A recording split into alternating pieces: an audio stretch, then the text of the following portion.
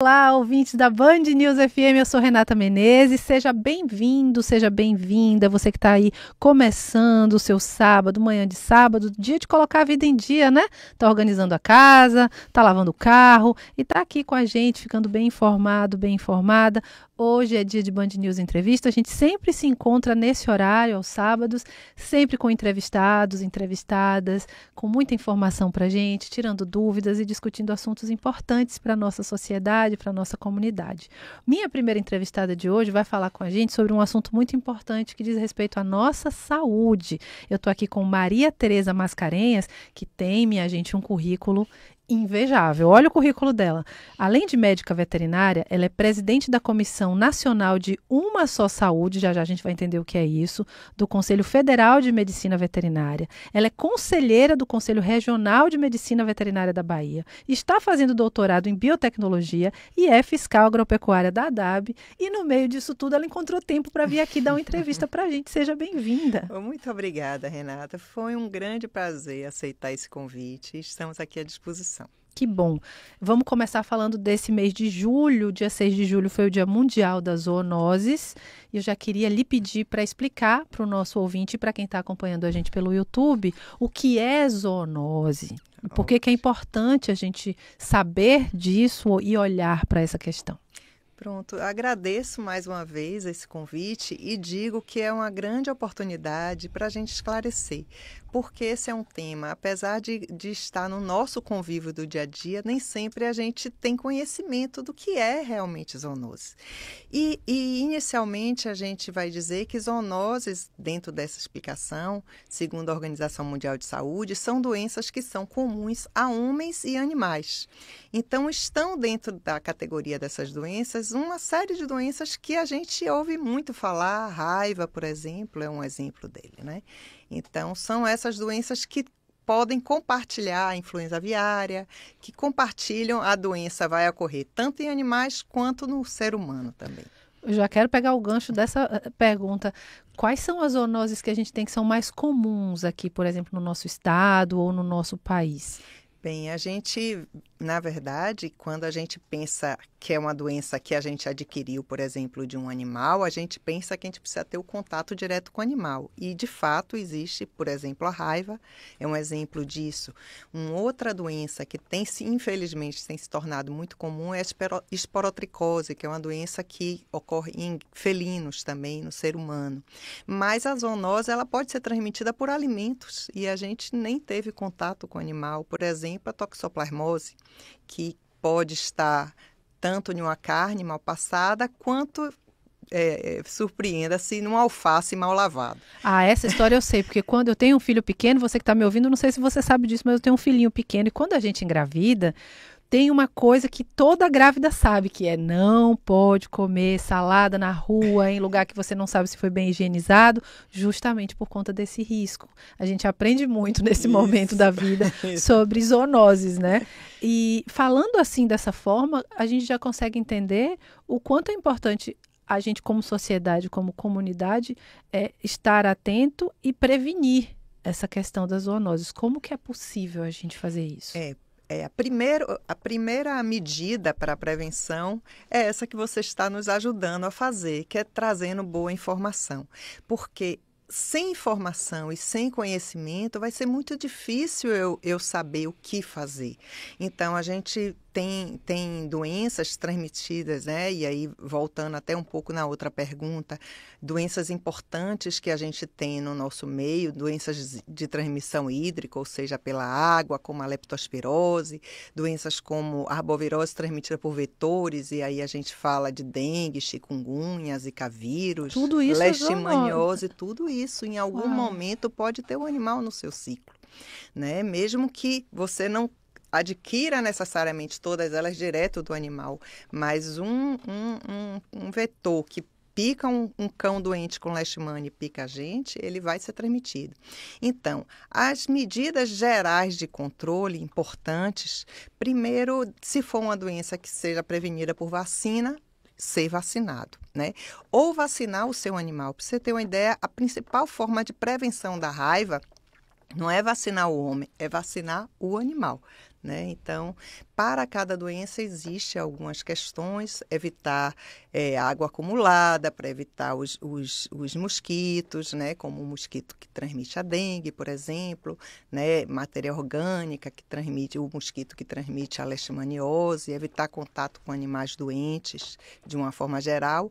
E no caso de alimento, comer sempre alimento que seja inspecionado, que por sinal é a nossa função também lá na ADAB, né? Somos fiscais e o veterinário também trabalha com isso, com inspeção de alimento. Olha, você que está chegando agora, a gente está aqui aprendendo muito com Maria Tereza Mascarenhas, que é conselheira do Conselho Regional de Medicina Veterinária da Bahia. Hoje a gente está falando de zoonoses, um assunto tão importante, são tão amplas as possibilidades, tanto de tratamento, quanto de prevenção, quanto de cuidados que a gente precisa ter, que eu queria trazer assim esse olhar, né?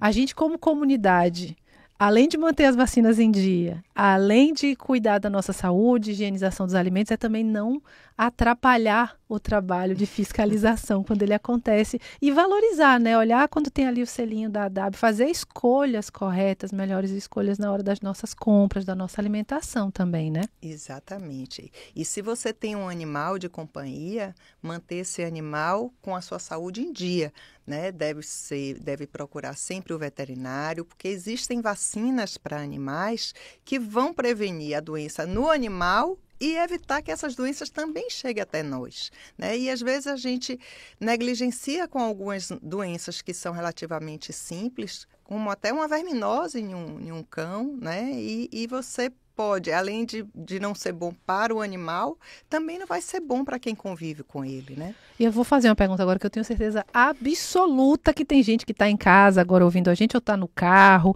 e está pensando assim, eu tenho um animalzinho de estimação em casa, um gato, um cachorro, mas nem sai de casa, mal faz nada assim na rua, gato, por exemplo, que não sai de dentro de casa, tem necessidade nenhuma de vacinar, não precisa, não tem contato com nada, tá limpinho, só tá dentro de casa.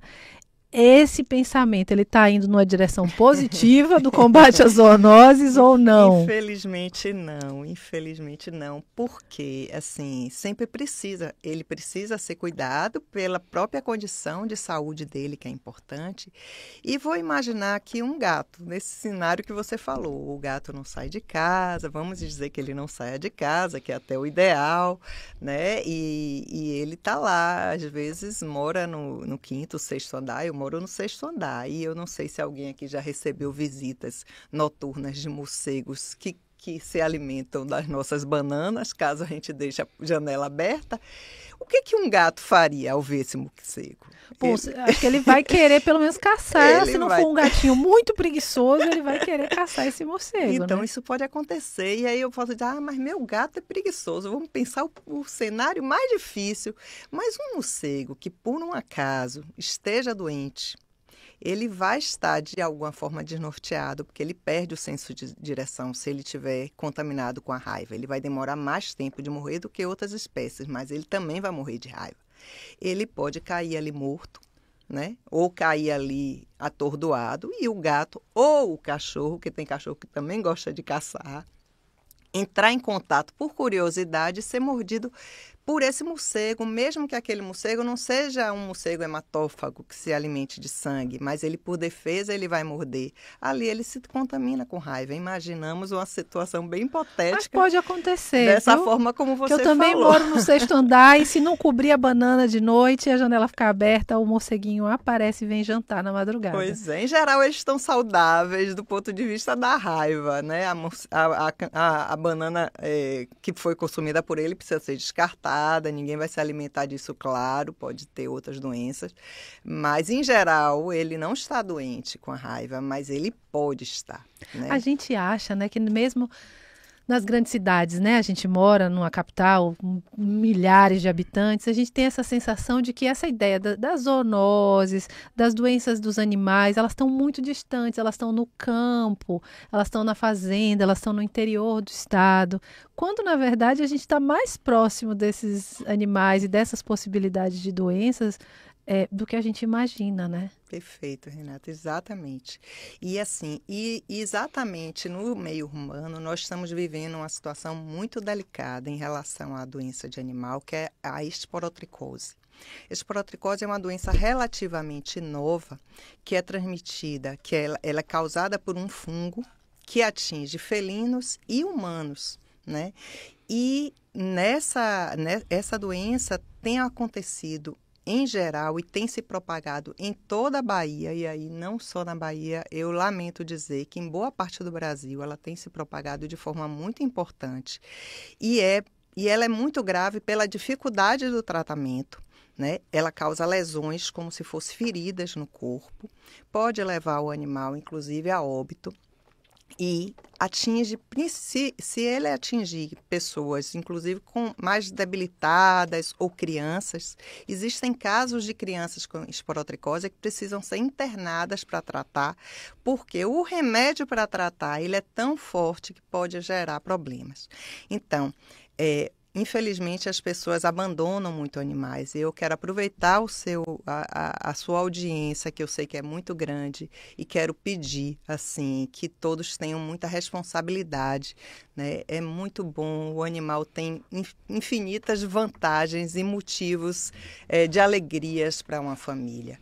E a gente deve tê-los com cuidado com a saúde dele. Mas abandonar animal é uma coisa que tem ainda acontecido, infelizmente. E as pessoas abandonam muito, e muito gatos são abandonados na rua e formam verdadeiras colônias, né? Talvez você já tenha visto, ou alguém aqui que esteja ouvindo já tenha visto, lá em Itapuã tem uma colônia de gatos soltos. E isso é fruto do abandono, né? E isso vai causando problemas e isso, de alguma forma, vai prejudicando a saúde de todo o ambiente ali, né? Porque a pessoa leva um fungo que fica no ambiente, a pessoa leva no sapato isso para casa. Daí a importância de tirar o sapato quando chega da rua, viu? Não é frescura, não. Não é não. É ter esses cuidados, né? São coisas tão simples que custam tão pouco no nosso dia a dia. Isso. E que podem fazer uma diferença tão grande na nossa saúde, né? Como identificar, aproveitando, né? A mãe de criança aqui, preocupadíssima já. Esporotricose é o nome difícil dessa doença. Como que a gente pode prevenir e como identificar? Caso alguma pessoa da nossa família ou alguém do nosso convívio apareça com algum sintoma. E o que é que a gente faz no caso de verificar isso? Ela causa uma lesão, como se fosse uma ferida que não cura, né? Então, é preciso ir no médico para fazer, num dermatologista ou no clínico geral, que vai se suspeitar, vai ter de fazer só um exame no local que vai. Claro, com a feridinha, começou hoje, 2 dias está com um cascãozinho e curou, não é nada para se preocupar, mas se aquela ferida não cicatrizar, é preciso ver. E aproveito que eu sei que também médicos veterinários assistem aqui ao seu programa, né? A gente encontra e alguns colegas nos procuram dizendo que às vezes a pessoa leva o seu gato com a lesão no gato, às vezes causa até cegueira, perda ocular, é um quadro bem feinho, né? E às vezes chega o animal e chega o proprietário com a lesão na mão. Sem perceber, sem saber que já está contaminado. Que eles dois estão doentes. Então, a multifamília precisa ser cuidada. Obviamente, quem vai cuidar do humano é o médico humano, quem vai cuidar do animal é o médico veterinário, mas esse cuidado precisa existir, né? Falando em cuidado e nesse cuidado dos animais e dos humanos, logo no comecinho aqui do nosso programa, eu estou falando com Maria Tereza Mascarenhas, conselheira do Conselho Regional de Medicina Veterinária da Bahia, entre muitas outras coisas, porque ela tem um currículo maravilhoso. Tem aqui um conceito muito interessante, que é o conceito de uma só saúde. Inclusive, você é presidente da Comissão Nacional do Conselho Federal de Medicina Veterinária. O que é esse conceito de uma só saúde? Por que ele é importante para a gente? Muito obrigada até por essa pergunta, Renata, porque a gente precisa propagar a informação do que é isso. É que hoje a gente pensava cada um na sua caixinha, né? Como eu disse assim, o veterinário vai cuidar do animal, o humano vai... Mas o importante é a gente pensar em conjunto. E o conceito de uma só saúde, ele começou lá na Organização Mundial de Saúde, junto com a Organização de Controle de Doenças em Animais e outros órgãos internacionais, para parar para pensar que não adianta eu pensar em saúde olhando só um viés. Eu preciso olhar os 3 contextos. Que contextos são esses? A saúde humana, a saúde animal e a saúde ambiental. A gente está vivendo esse momento de chuva. Tem interferência, concorrência de doença? Tem, né? Tem enchente. Então, aproveito dizendo, nessa época de chuva, gente, nada de andar descalço Pelo na amor rua, de Deus, de chinelo, água parada, água empoçada na rua, ali pode ter contaminação. E essa contaminação de leptospirose, no caso que eu estou falando, está envolvido ali o meio ambiente, que é os fatores climáticos, que é a chuva, por exemplo, ou a enchente, em algumas situações. Um roedor presente, que precisa ser controlado também, mas, em geral, as cidades têm ratos, né? Infelizmente, e que teria de estar contaminado, e o ser humano, né? E, às vezes, um cão, né? É tudo por exemplo. uma grande cadeia, Então, né? é preciso, dentro desse conceito, pensar que para prevenir doenças, eu preciso ter esse olhar sobre esses 3 segmentos. E o Ministério da Saúde, ele criou de forma, o Brasil é pioneiro nisso, criou um comitê, está sendo elaborado dentro desse comitê um plano nacional de uma só saúde.